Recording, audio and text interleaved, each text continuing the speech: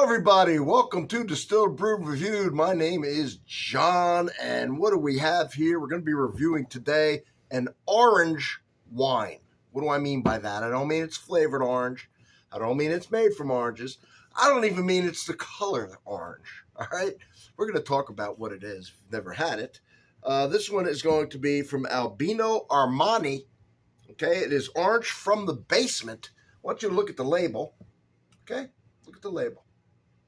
And I want you to look at the color. And I want you to look at how it came from the store. Half drunk. Never mind, I did that. All right.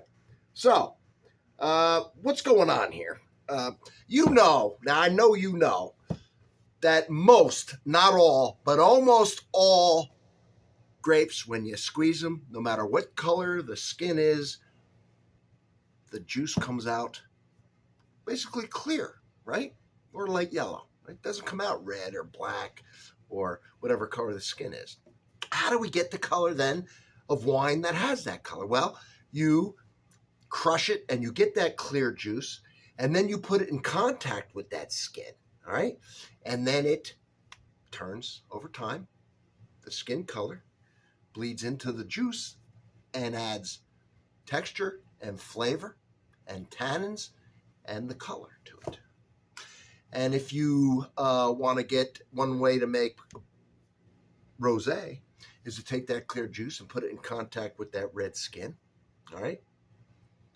And just leave it long enough till you get the flavor profile and the color you want. Not the dark purple, not the black, not the dark red, but the pinkish color. Now, orange wine is when you take a white grape skin, all right? And you put it, and usually you just crush it, the white grapes, you don't put it with the skin. You're not looking for that kind of flavor and stuff like that. You're looking for more of the fresh, ripe fruit, not in contact with the skin. But if you do leave it in contact with the skin, it's going to change the texture, it's going to change the flavor, it's going to change the color a little bit. And that is called orange wine, okay? When you leave the white juice in contact with the white skin or the greenish skin, all right? Now, in this case, it's Pinot Grigio, and it's going to be fun. I should have got and I'll do another one where I get the Pinot Grigio from the same company, all right? This is from Albino Armani. They're famous Italian for Pinot Grigios, and I'll take one of theirs that's not been in contact with the skin and compare it side by side with an orange, quote-unquote orange wine. Now, really, this grape, though, happens to be anywhere from greenish, pinkish to gray, all right? But it's almost always a clear or yellowish green wine when you buy it. Now, Albino Armani is from been around since the 1607, okay? They're on their 16th generation. That is impressive. I'm sorry. Yeah, they're known for the Pinot Grigio. Well, hell, they should be at this point. All right. This is kind of a style is also in parts of Italy called Ramato. All right, Ramato. And that's it. So let's see what's going on with this. We know what Pinot Grigio generally tastes like. To me, Pinot Grigio doesn't have a lot of flavor to it. You know, it's kind of a weak wine. It's not one of my favorites. It's very light and airy and not a lot of flavor to it. But now when you leave it with the skin contact, we're going to add something to it. That color comes with something. It comes with some flavor, which you may or may not like better just because it may not be better to you. But it's going to come with some flavor and some texture, all right? And, yeah, and the color. So let's see. The Pinot Grigio is very light normally. Not much flavor. Like I say, it might be some light pear, some light melon, but you know, you got to dig it out of those Pinot Grigios. Maybe a little lemon lime, those kind of fruit, but they're light. They're not a strong flavor. Let's see what goes on now with this. Ooh, it's got a nice bouquet, I'll tell you that right now. A nice smell to it. Floral. Oh, yeah, very nice. Get a little bit of strawberry out of that. All right, well, let's go into it.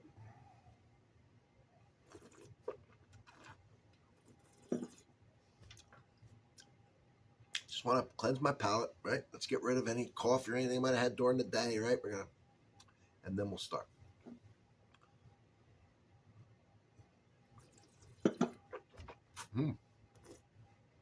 Right away, watering, like I just bit into a lemon. Right? It's got nice acid to it. You know, I'll tell you that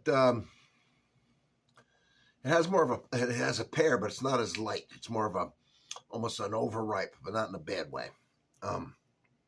Not to where it's rotten, but to where it's really got that pear flavor. None of the green, like when it's a hard pear, a nice juicy pear.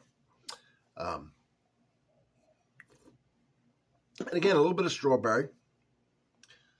I'm getting grapefruit. I'm getting more like a pink grapefruit than the yellow. I like the pink better. It's got a little more sweetness, a little less tartness to it. But definitely some pink grapefruit. You might pick out some lemon. You might pick out a little orange. That's going to be, I think, a common thing in this. It's good, and I like it a lot better in contact with the skin, me personally, the Pinot Grigio, than I do the traditional way. So if you've had it, let me know. Let me know what orange wines you've had, okay? If you've had this one. If you haven't, and I should have to forgive me, it's a DOC, that's the government classification for this, which means it's a good wine.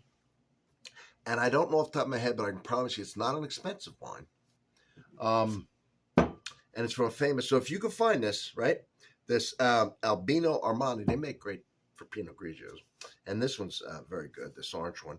And this is called Orange from the Basement. Give it a try. Let me know if you've had any orange wines. There's different grapes that they make it out of, not just the Pinot Grigio. Let me know if you had this or if you had this company in the regular Pinot Grigio, not the orange style. Let me know what you think. Okay? And if you have any other favorite orange, throw that in there as well. Okay? So I'm going to go ahead and finish this now. That's what I'm going to do, to be honest with you. I'm going to enjoy it. I'm going to sip it. All right?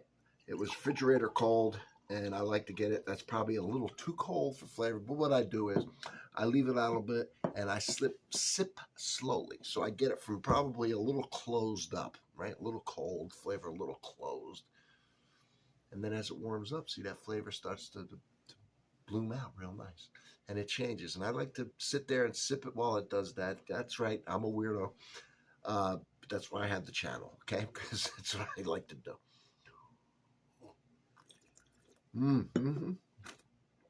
No food or nothing with this time. What did I open it with when I did? I opened it with some food. Can't remember what the hell I had. Anyway, I don't even remember what I did open it for some food. But now I'm just going to drink it as is.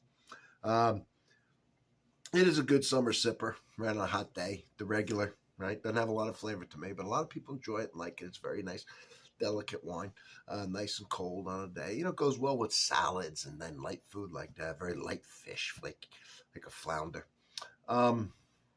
Fruits, vegetables. And this one a little heavier.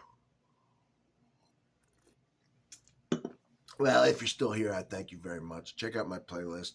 I have a playlist, bunch of beautiful things on it. What I'm going to do here is I'll first comment. I'll have the Pinot Grigio playlist. Well, or at least the Italian white wine playlist pegged for you.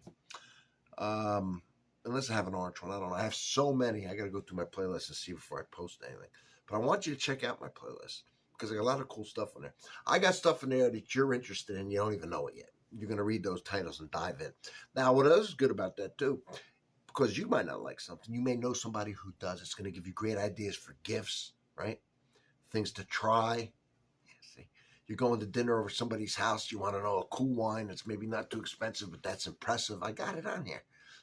Bourbons, everything has anything to do with alcohol. And you know, as a bonus, all right? As a bonus, because who don't like what I'm about to say, I throw coffees in there. Coffee reviews. Oh, you can't beat it. I got some cool things. You're going to have to look at the playlist. I even have some teas. All right? I'm telling you, this is a big boy and girl channel, man, through and through. The only thing better than watching this, and you might think, well, there's nothing better than watching this. John, now we know that. But there is. There's one thing better than watching. It's doing it. okay, doing it is actually better than watching it. And watching it is fantastic. And watching it and drinking along, if you do anything else besides that, you wasted your time. Well, you might say, no, I'm going on a trip. I'm going to a ball game, a play, a movie. Yeah, compared to this, you wasted your time. Don't waste your time no more. Get on here. Check out these playlists. Join me in this adventure that I've been going through now for a couple of years. I got over 1,000 videos. And you come along for this, all right? You check out that playlist and you join. And me and you are going to become great friends because you get to know me, see? And then you start commenting. I get to know you. Yeah. Next thing you know, right? Maybe we're meeting up for a drink, right? Met people have come to town, right? Hey, I go visit people. We're going to have a good time on this channel. You just wait and see. You wait and see. Oh, it's not going, huh? Wise guy. I said it won't stop it.